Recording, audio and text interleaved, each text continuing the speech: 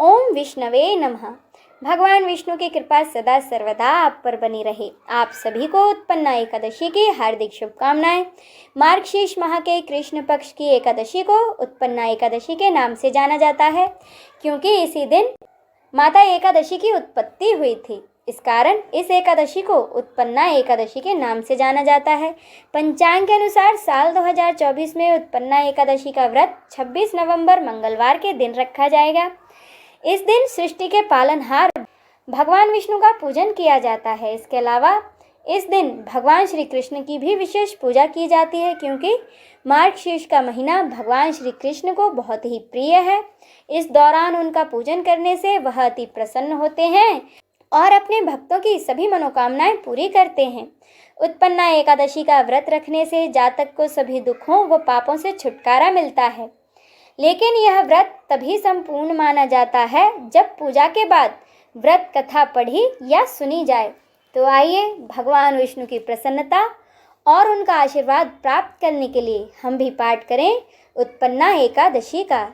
बोलिए भगवान विष्णु की जय। पौराणिक कथा के अनुसार सतयुग में चंद्रावती नामक एक नगर था। इस नगर में ब्रह्म वंशज नाड़ीजंग राजा राज किया करते थे। उनका एक पुत्र था जिसका नाम था मूर, जो कि बहुत ही शक्तिशाली दैत्य था। उसके बल व ताकत से धरती ही नहीं बल्कि स्वर्ग लोक में देवता भी परेशान थे। मूर के आतंक से परेशान होकर एक दिन सभी देवता भगवान शिव शंकर की शरण में जा पहुँचे और उन्हें अपनी व्यथा सुनाई। देवताओं ने भगवान शिव शंकर से मदद करने की गुहार लगाई। तब भगवान शिव शंकर ने कहा कि इस समस्या का हल केवल भगवान विष्णु के पास है। भगवान शिव की बातें सुनकर सभी देवता क्षीर सागर में भगवान विष्णु के पास जा पहुँचे और वहां पहुंचकर उन्होंने भगवान विष्णु को अपनी व्यथा सुनाई, जिसे सुनने के बाद भगवान विष्णु ने देवताओं को आश्वासन दिया कि वे मूर का संहार अवश्य करेंगे। इसके बाद मूर तथा भगवान विष्णु के बीच में हजारों सालों तक युद्ध चलता रहा।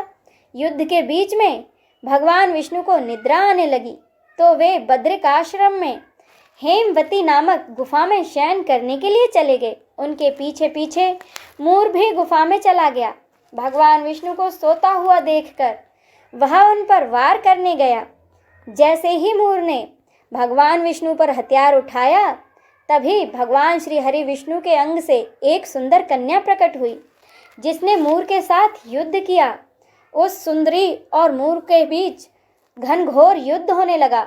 अंत में उस कन्या ने मूर का सर उसके धड़ से अलग कर दिया। इस प्रकार मूर का अंत हुआ।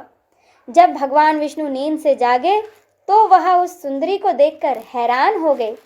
जिस दिन वह कन्या प्रकट हुई थी उस दिन मार्गशीर्ष माह की कृष्ण पक्ष की एकादशी थी। इसीलिए भगवान विष्णु ने उस कन्या का नाम एकादशी रखा और उससे वरदान मांगने को कहा।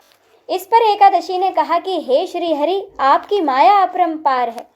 मैं आपसे यही मांगना चाहती हूँ कि जो कोई एकादशी के दिन व्रत रखे उसके समस्त पापों का नाश हो जाए और उसकी हर इच्छा पूरी हो। इस पर भगवान विष्णु ने एकादशी को वरदान दिया और कहा कि आज से प्रत्येक मास की हर एकादशी को जो कोई भी उपवास रखेगा उसके समस्त पापों का नाश हो जाएगा और अंत में उसे विष्णु लोक में स्थान मिलेगा।